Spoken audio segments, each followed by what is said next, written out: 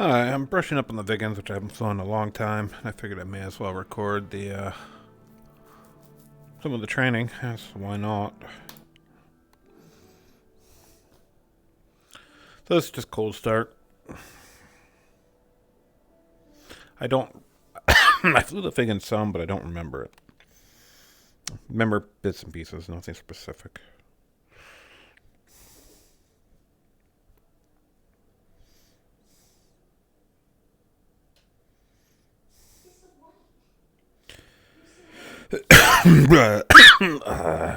Again, sorry about the coughing.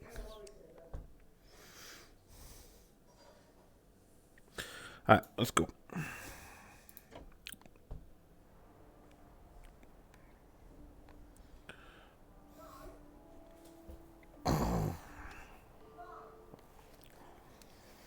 Good morning and welcome to your first lesson in the AJS 37 Viggen conversion course.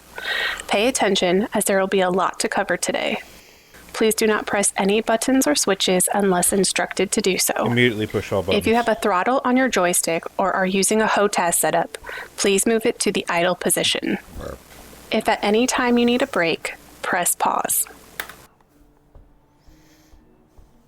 First, we will connect ground power.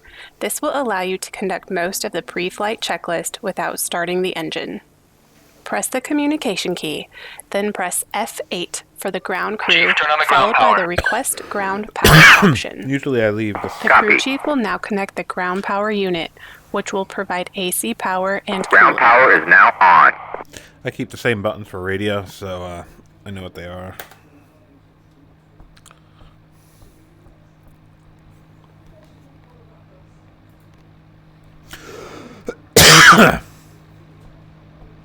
Set the main power switch to the on position in order to enable the main power bus.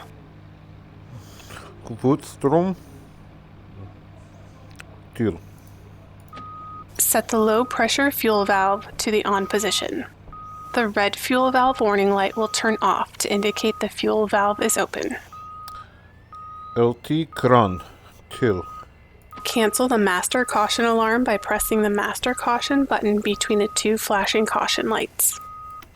Next, we will make sure the master mode selector is in standby mode BER. Burr. Check.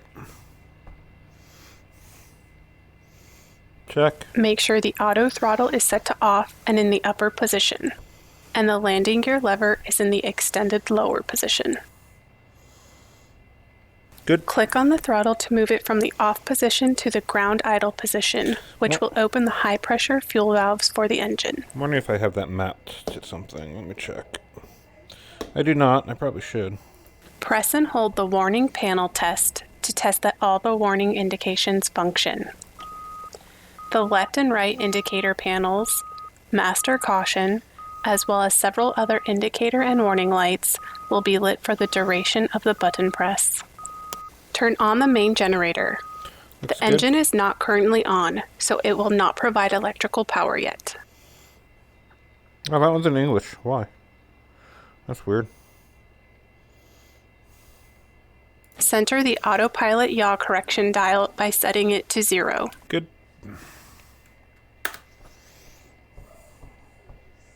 Confirm the yaw trim is centered. The trim is centered when the trim indicator pin is visible. I remember the song. Sounds a little weird. Where is the trim again? And who are you? And what are you doing? Are they in the cloud layer? This was probably done before they had the new cloud. No, they're right there. How about when they put in ambience?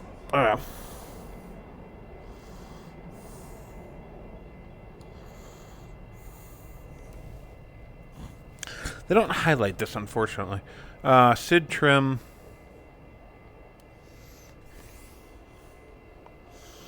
I remember having a little bit of issues with it the first time I ran this.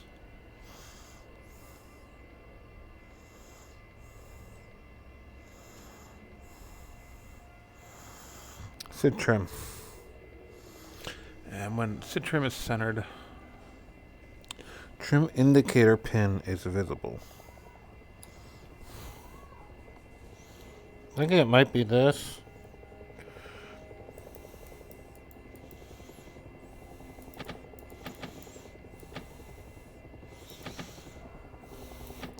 I'm assuming it was centered, so now it's uncentered. So we're going to have to find that pin.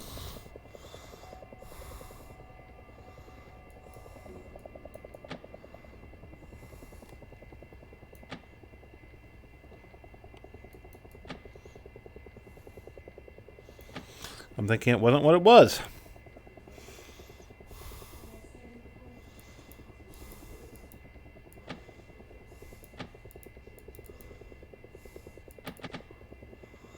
I don't see anything. Any change affected is what I'm looking for now.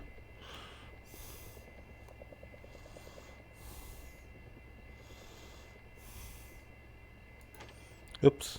What I just hit.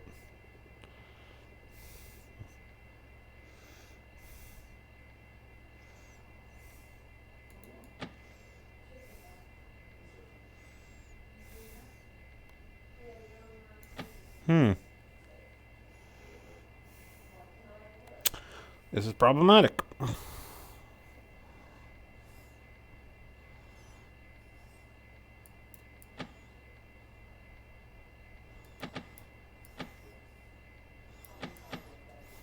I'm going to take a quick Google because I need to know this and I can't find it. Since I changed it, I need to know it. Probably was there initially, but I did a test to see if I could see where the pin was, and I'm unable to find the pin.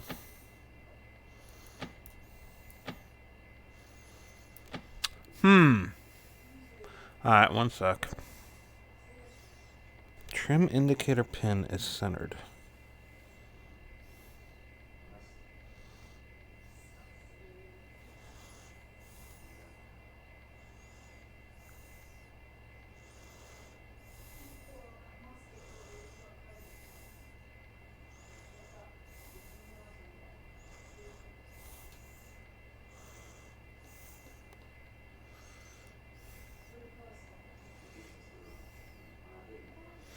Alright, one sec.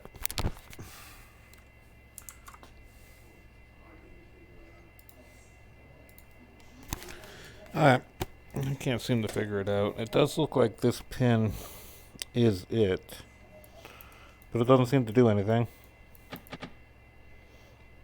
It might just be something they didn't do. Things happen in these modules. Stuff gets not finished, which is annoying, but I'm just going to assume that I don't touch it from now on.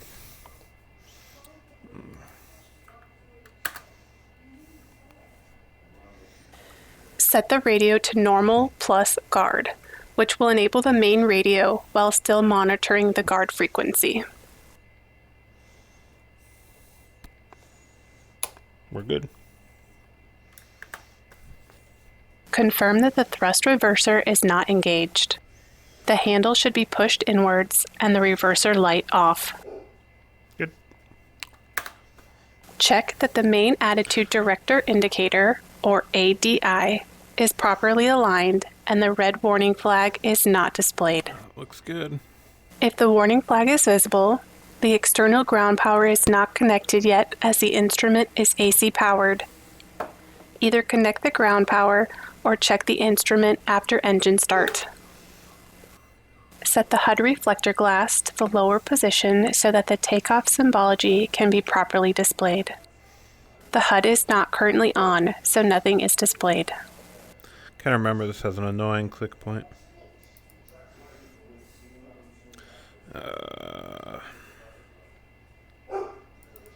Come on, where is it?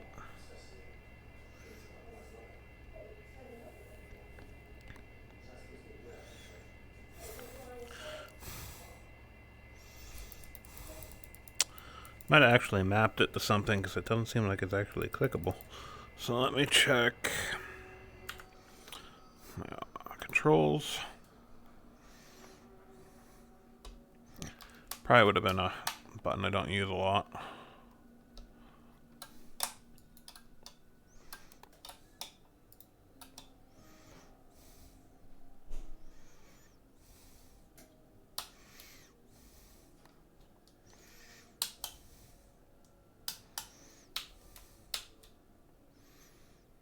Guard glass, okay. Know what that is. Huh. Not sure if I like that assignment. I'll probably change it at some point.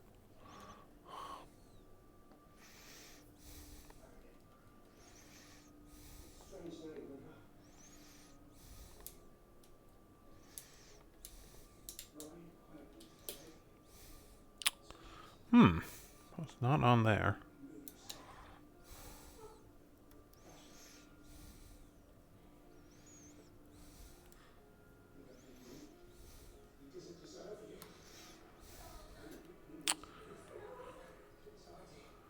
Interesting.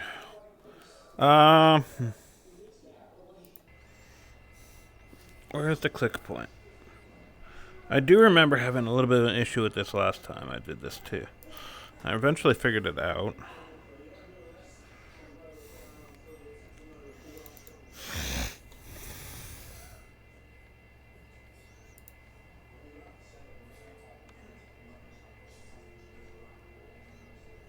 I just got the tooltip for it.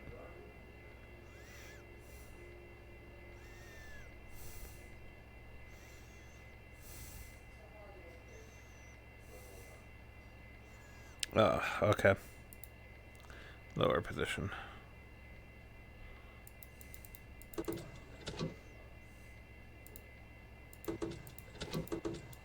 Alright, so you gotta hit the upper one to get it to go up, the lower one to get it to go down. Got it.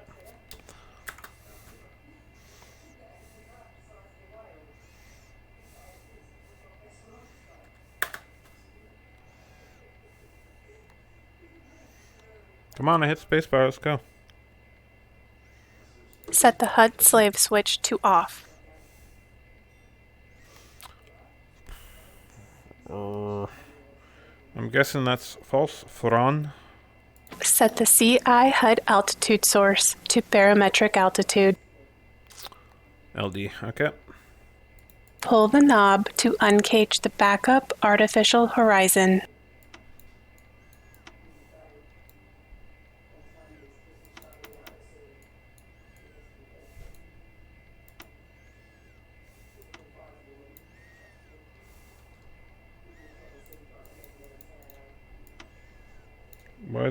Why am I not getting anything? I guess I just hit spacebar. Now, set the main altimeter pressure. Turn the pressure setting knob until the altitude is displayed as 0 meters. QFE pressure today at this airport is 1031. QFE is the altimeter pressure adjusted for the airfield altitude, where the altimeter will display the height above ground level at your current location, rather than referring to the altitude above sea level. That's a really stupid way to do it. I'd be really surprised if any militaries do that. Set the backup altimeter pressure. Turn the knob until the altitude is set to 0.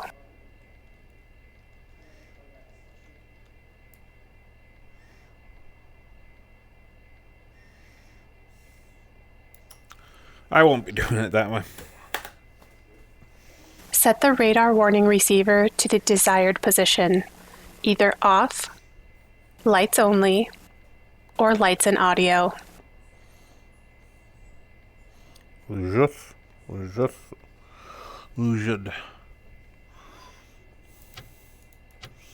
there. Now turn on the external lights. Set the navigation lights to full. Set the anti-collision lights to on. Set formation lights and position lights to on.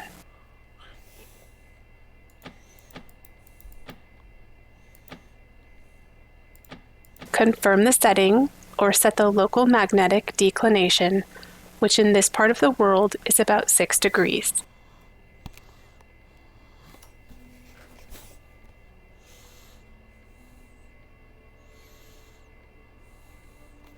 It is not set for 6 degrees.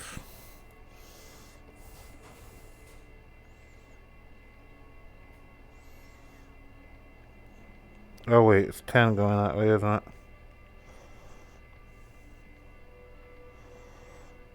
Yes, I guess it's okay. turn on the radar altimeter.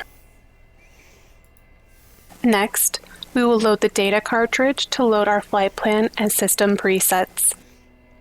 Set the data selector knob to mode REF LOLA. Okay, but hold on. Where was the radar altimeter?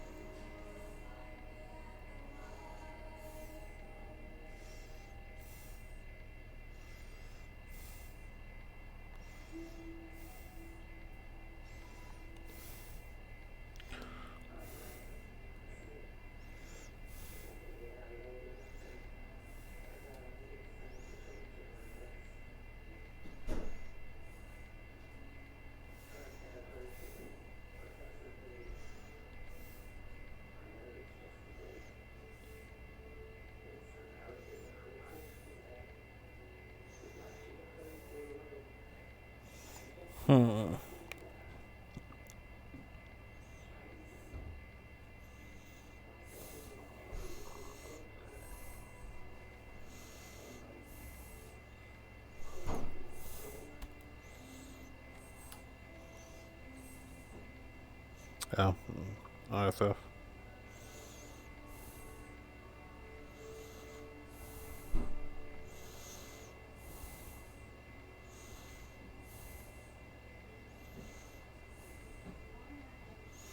That might be it.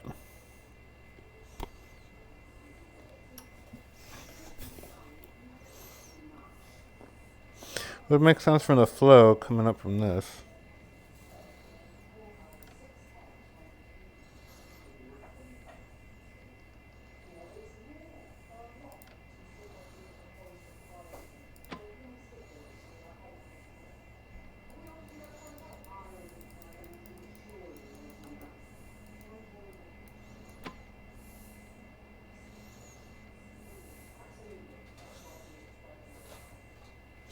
Guessing it was that. Ref Lola. Set the input-output switch to in. Enter the code 9099, which is the code of a fictional airfield number 99, which will cause the data cartridge to load. Press the LS waypoint button to enter. The first digit 9 will flash until the transfer is complete.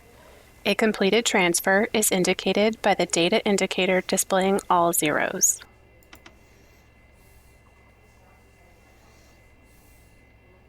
Set the input-output switch to out. Open the oxygen valve by moving the lever forward. Close the canopy by pushing the canopy lever forward. The canopy will close and lock into place.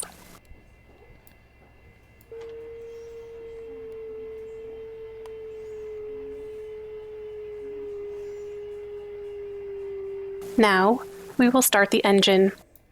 We have already opened all the necessary fuel valves, so all that you have to do is press the start switch. Keep the switch pressed for 2 seconds, and the start sequence should begin automatically. The start system light will appear on the right indicator warning panel and indicates that the start sequence has started. The electric starter motor followed by the gas turbine starter will automatically start and will accelerate up to working RPMs. The gas turbine starter will now start powering the gas generator of the engine, as seen by the increasing RPMs. The ignition system's light will appear and indicates that the ignition coils in the engine have started.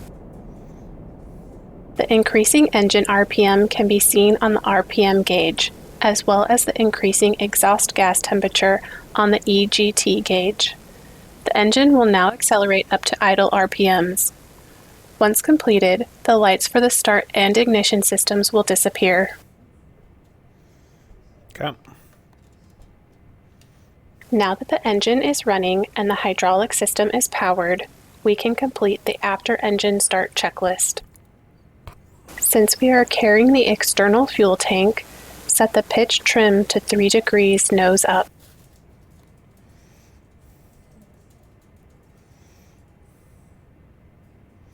Set the ejection seat safety to off by turning the ejection safety lever above and behind your head to the stowed position.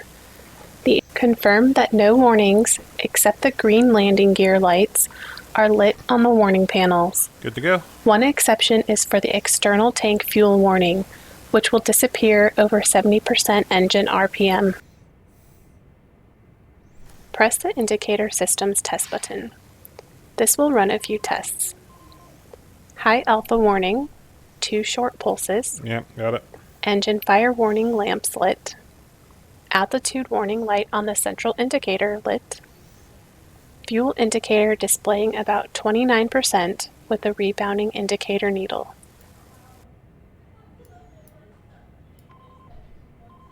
Okay, this must be my fuel.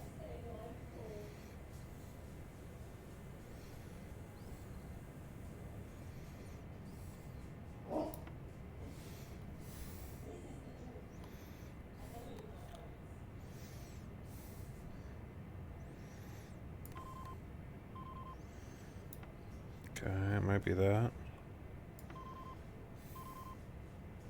Fire, okay. Okay, that's that altitude warning. Okay. I think we're good.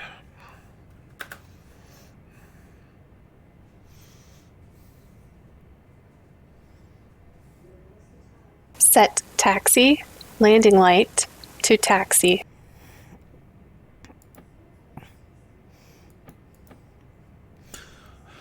I don't know which way it is. Doesn't matter though.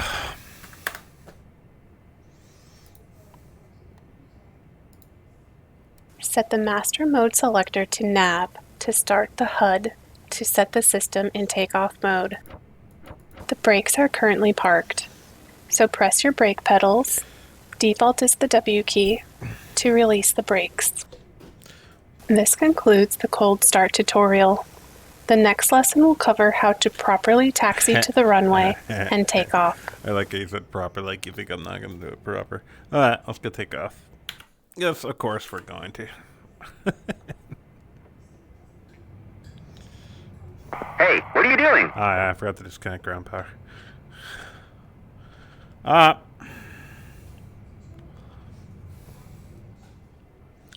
Runway is this way.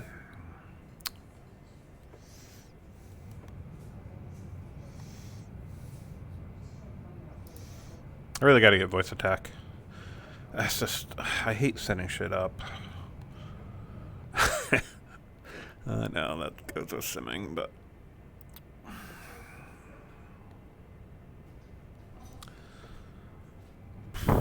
probably, I'm sure there's good profiles out there. I just gotta find someone's and learn how to use it. It's just still time consuming.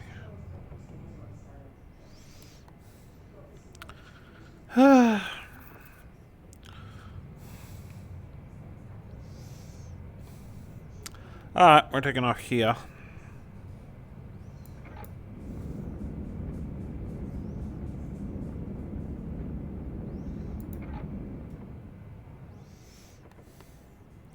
May as well not use those brakes up when we have a reverse, alright?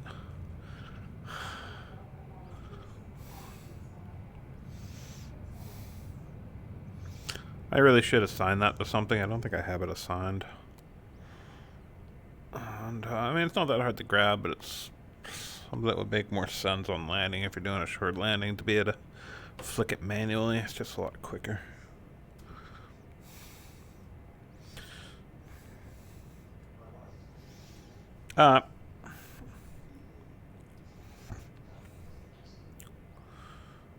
So, I don't remember any of the numbers, any of the procedures, any of anything, but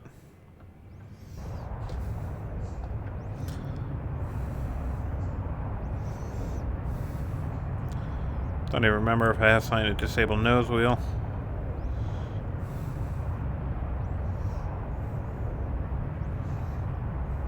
I feel like we're getting to the point where, yeah, she can fly. Where's the gear lever? That would have been useful to know.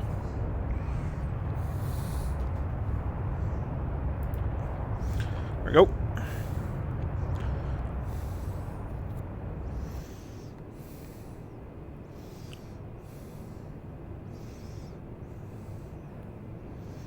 Viggen is a fun little plan. I do remember that. I could pull a lot of alpha.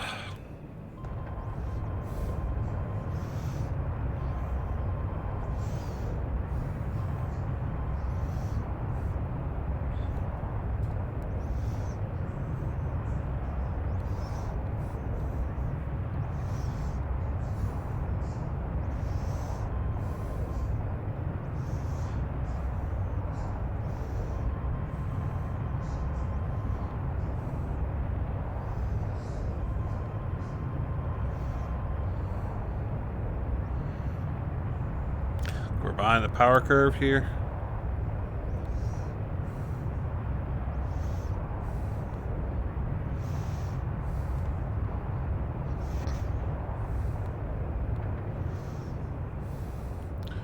That slight moment of disorientation in the clouds before I looked over and saw that I could see the ground.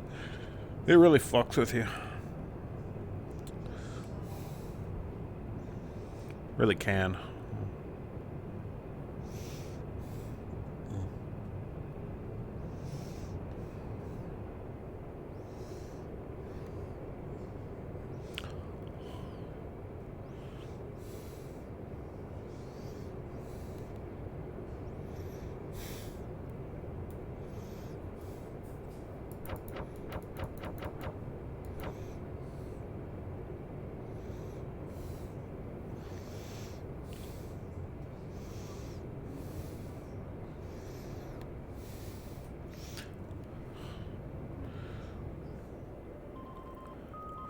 Yeah, careful, careful.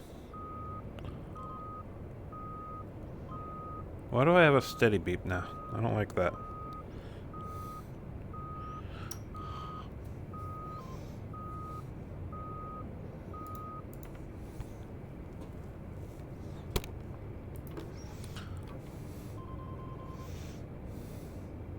Really high. It's okay.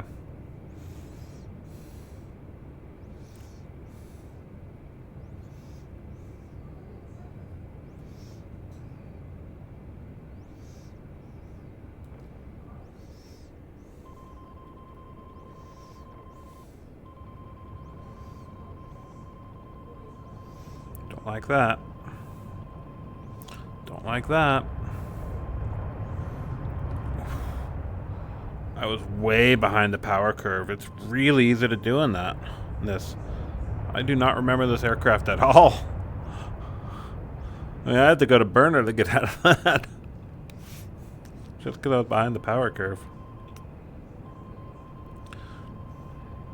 Not like I was yanking on the stick or anything.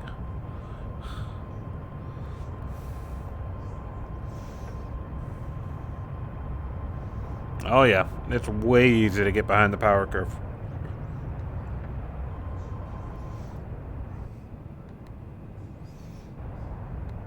Can't remember if I have an alpha indicator. It would be really nice, especially in something like this.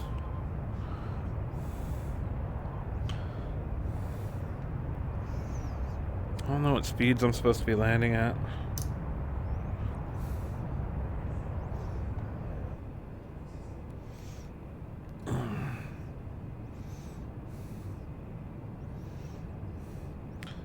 Where's my vertical speed indicator? Vertical velocity indicator. Oh, I do have an altimeter. That's nice.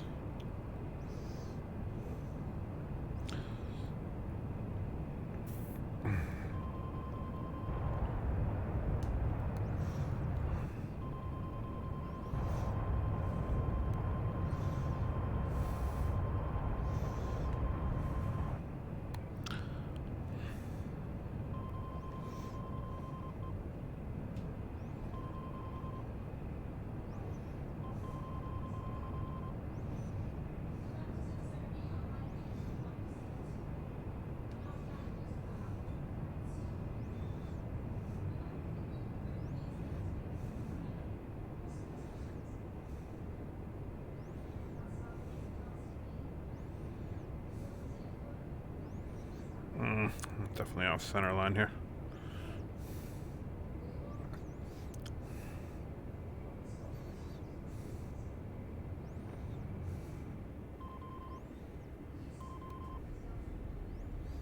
I feel like that was a little fast, but maybe not, because I can lift the nose up here just fine. Not lift off.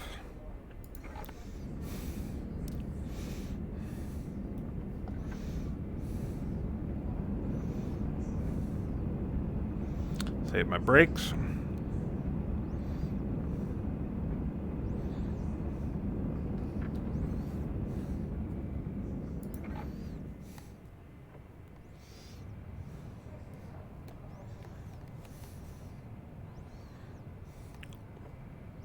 Biggins.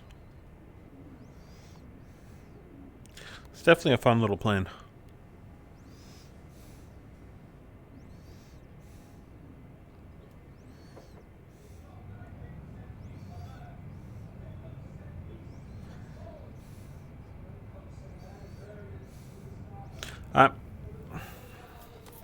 Brakes. That's it.